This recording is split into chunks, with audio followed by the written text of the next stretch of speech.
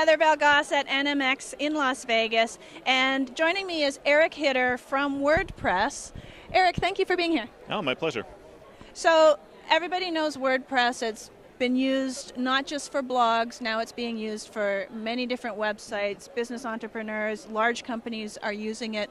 Why do you think it's grown so much and become so popular? I think the biggest thing that started it off was the user-friendly nature of the interface. It's something that you don't need to spend a lot of time going through training classes or reading a lot about how to use. It's just something you get signed up, you get started, and it's pretty clear how to get your first content published out there. And that really draws a lot of people in because there's not a steep learning curve that some of the other competing platforms have. Okay, and it seems like Google really loves WordPress. They do. WordPress just sort of inherently does a lot of really great things for SEO optimization, and as a result, Google just really does tend to reflect well on it because it's easy for them to index the content and understand where that content fits in their indexes. Okay, now the big buzz lately is mobile, and people are saying that in a few years almost everyone's going to be looking at blogs on their phone, not on the web. So what themes do you have that are optimized for mobile? A lot of them now are starting from a mobile-first perspective. So all of the default themes that ship with WordPress, we just released WordPress 3.8 a few weeks ago, and it ships with the 2014 theme.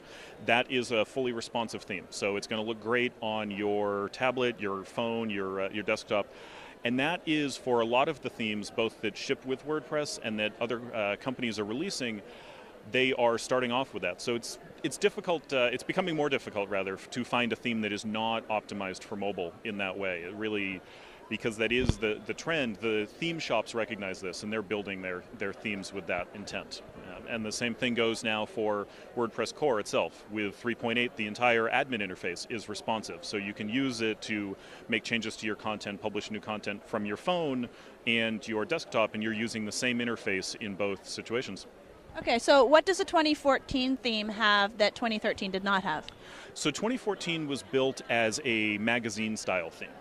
With 2013, it was a theme that was focused on blogging. The 2012 theme was built to be used more as a CMS. So each year they're choosing a slightly different focus, and because we bundle more than 1 year's theme with WordPress, when you install it now, you get a blog theme, a CMS theme, and now a magazine theme.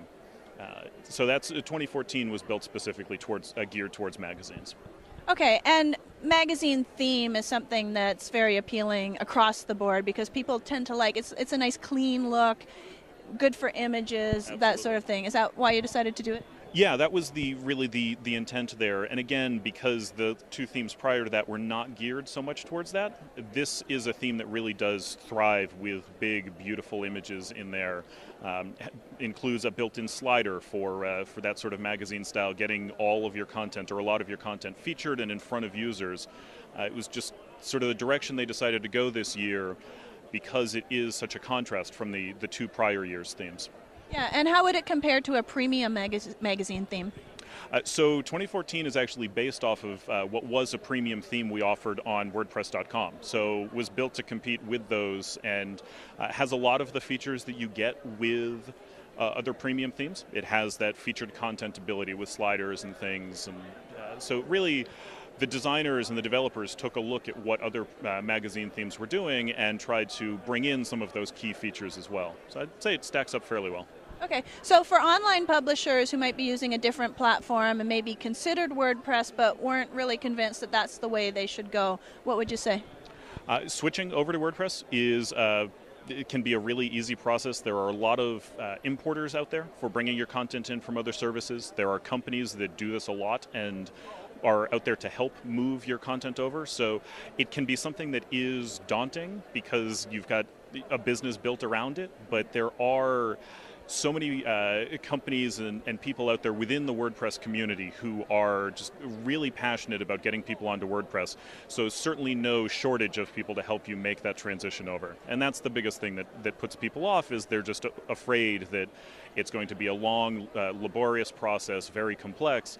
And it can be, but there are so many companies out there to help ease that transition. Okay, so what would you say the benefits of WordPress would be over something like either an old school HTML site where everything's just, .html for each page, or something like Joomla? What are the benefits of WordPress? So compared to something like a static site where they're all HTML files, WordPress does a great job of separating your data from your presentation. So you write all of this content, and a few years on you want to redesign your site. You're not worried about losing your content because that is stored separately from the actual display of your site. Compared to something like a Joomla and like a Drupal, there are really two things. It's the ease of use, and it's the community behind it. With WordPress, there are WordCamps and meetups held monthly. The community is absolutely thriving, and that's part of what has led to it now powering 20% of the web, is that it is something that's accessible, it's easy for people to use, and there's no shortage of consultants out there to help you get started with it. Okay, awesome. Thank you so much, Eric. Oh, my pleasure. Thank you.